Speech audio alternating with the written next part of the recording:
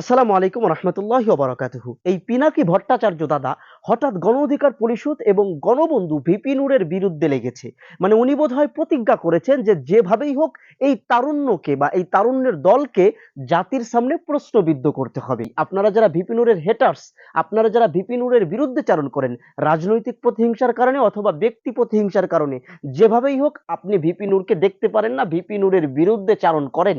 আপনাদের কাছে আমি জানতে চাই, আপনি হয়তো বিভিন্ন কারণে ভিপি নূরকে অপছন্দ করেন, কিন্তু আমার এই কথার সাথে কি আপনি দ্বিমত পোষণ করতে পারবেন যে ভিপি নূর ডাকসুর ভিপি ছিল? উনি যদি চাইতেন সরকারের বিভিন্ন সুযোগ সুবিধা নিয়ে একটি চমৎকার জীবন উপভোগ করতে পারতেন, এই সুযোগটা ওনার ছিল। দেখুন, যেভাবেই হোক নুরুল হক নূর বাংলাদেশের রাজনীতিতে জায়গা করে নিয়েছেন। এটা তো নুরুল হক নূর নিজেই গর্বের সাথে বলেন যে উনি স্বামীর কোঠায় অথবা বাবার কোঠায় রাজনীতিতে জায়গা করে নেননি। উনি সাধারণ একটা গ্রামের সাধারণ একটা পরিবারের ছেলে। উনি ওনার মেধা দিয়ে, ওনার পরিশ্রম দিয়ে, ওনার সীমাহীন সাহস দিয়ে, সাহসিকতার পরিচয় দিয়ে উনি বাংলাদেশের রাজনীতিতে জায়গা করে নিয়েছেন। তাই গণ অধিকার পরিষদের সভাপতি নুরুল হক নূরকে 7 জানুয়ারি যেই নির্বাচন বাংলাদেশে হলো, এই নির্বাচনে এমপি হওয়ার অফার করা হয়েছিল। কিন্তু নুরুল হক নূর কি করলেন? সেই অফারকে লাথি মেরে ফেলে দিলেন। কেন ফেলে দিলেন বলেন? ভিপি নুরুল হক নূর ডাকসুর ভিপি ছিল, চাইলে সরকারের সুবিধা নিতে পারতেন, তিনি নিলেন না। 7 জানুয়ারির নির্বাচনে তার কাছে এমপি হওয়ার অফার আসলো, তিনি সেই অফারকেও প্রত্যাখ্যান করে দিলেন। এত চমৎকার সুযোগ সুবিধা আর অফার গুলোকে ভিপি নূর গ্রহণ করলেন না। বিনিময়ে ভিপি নূর এখন কি পাচ্ছেন? আজকেও দেখলাম যে আদালতে গিয়েছেন, মামলা হামলা, জীবনের ঝুঁকি নিয়ে অন্যায় অনিয়মের বিরুদ্ধে প্রতিবাদ করে যাচ্ছেন। জীবনের ঝুঁকি নিয়ে মানুষের ভোট হারা জনতার ভোটের অধিকার, ভাতের অধিকার, পার্শ্ববর্তী আধিপত্য থেকে জন্মভূমিকে বাঁচানোর জন্য সংগ্রাম করে যাচ্ছেন। হ্যাঁ, আমি বলতেছি না যে ভিপি নূর পেরেস্তা, তার কোনো ভুল নেই। কাজ করার ক্ষেত্রে তার দ্বারা ভুল হতে পারে। সেই ভুলের গঠনমূলক সমালোচনা যদি পিনাকি ভট্টাচার্য অথবা দুনিয়ার অন্য যে কেউ করে, সেটাকে আমি সদরে গ্রহণ করতে পারি। কিন্তু এক পাশাভাবে ভিপি নূরের বিরুদ্ধে চারণ করা, এত চমৎকার সুযোগ থাকার পরেও তিনি সেইগুলোকে লাথি মেরে ফেলে দিলেন শুধুমাত্র দেশের জন্য, শুধুমাত্র দেশের মানুষের জন্য। এই ত্যাগ কি আমরা স্বীকার করব না?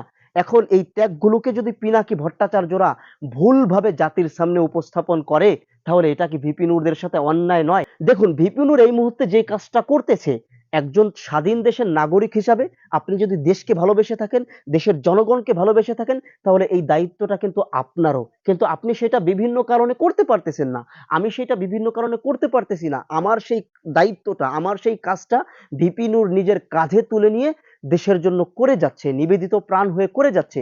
কাজেই আমরা যেহেতু ভিপি নূরের মতো ভূমিকা রাখতে পারতেছি না, অন্তত তাদেরকে সমর্থন করি, তাদেরকে উৎসাহ দেই, তাদেরকে বলি এই কথাটা যে ভাই আপনি এগিয়ে যান, আপনি এই কাজগুলো করে যান মাতৃভূমি রক্ষার জন্য, পার্শ্ববর্তী আধিপত্যের হাত থেকে জন্মভূমিকে রক্ষা করার জন্য, দেশের মানুষের ভোটের অধিকার, ভাতের অধিকার আদায় করার জন্য আপনি যে স্যাক্রিফাইসটা করতেছেন। আপনি ডাকসুর ভিপি ছিলেন, আপনার বিভিন্ন সুযোগ সুবিধা নেওয়ার সুযোগ ছিল, আপনি, আপনার কাছে এমপি হওয়ার অফার আসছিল, আপনি সেই সবগুলোকে লাথি মেরে ফেলে দিয়েছেন শুধুমাত্র নিপীড়িত মজলুম মানবতার জন্য। এই যে যে মহৎ আয়োজন আপনি করতেছেন, আপনার জন্য দোয়া করি, আপনি এগিয়ে যান। একজন সচেতন দেশপ্রেমী নাগরিক হিসাবে এই কথাগুলো তো আমার আপনার মুখ দিয়ে বের হওয়া উচিত। দেখেন, এই গণ অধিকার পরিষদ তো আপনাদের চোখের সামনে তৈরি হয়েছে। এই গণ অধিকার পরিষদ যারা করতেছে, গণ অধিকার পরিষদের নেতৃত্ব যারা দিচ্ছে, এই তরুণরা তো আপনাদের চোখের সামনে বড় হয়েছে। আপনারা তো এদেরকে চেনেন, এরা কিভাবে বড় হইতেছে, এরা কিভাবে কোন কাজ করতেছে, এগুলো আপনারা জানেন। তারপরেও যখন পিনাকি ভট্টাচার্যরা এদের বিরুদ্ধে চারণ করে, পিনাকি ভট্টাচার্যরা এদের এই ত্যাগগুলোকে আমাদের সামনে ভুলভাবে উপস্থাপন করতে চায়, তখন আমাদের কথা বলা উচিত। হ্যাঁ, পিনাকি ভিপি নূরের সমালোচনা করুক, ভিপি নূর কাজ করার ক্ষেত্রে যদি কোনো ভুল করে, পিনাকি সমালোচনা করুক, পিনাকি সঠিক পরামর্শ দিক। কিন্তু একতরফা ভাবে পিনাকি বলতেছে যে গণ অধিকার পরিষদকে হুতিয়ে দিবে, ভিপি নূরকে হুতিয়ে দিবে, এই কথাগুলো বলার উদ্দেশ্য কি বলেন? ভিপি নূর যে কাজটা করতেছে, রাশেদ খান যে কাজটা করতেছে, গণ অধিকার পরিষদের একজন তরুণ যে কাজটা করতেছে, পিনাকি কি সেই কাজটা করতে পারতেছে? পিনাকি তো সেই ফ্রান্সে নিজেকে সেফ জোনে রাখা সমালোচনা করে বা সরকারের বিভিন্ন অনিয়মের বিরুদ্ধে কথা বলে, এটা আমরা স্বীকার করতেছি।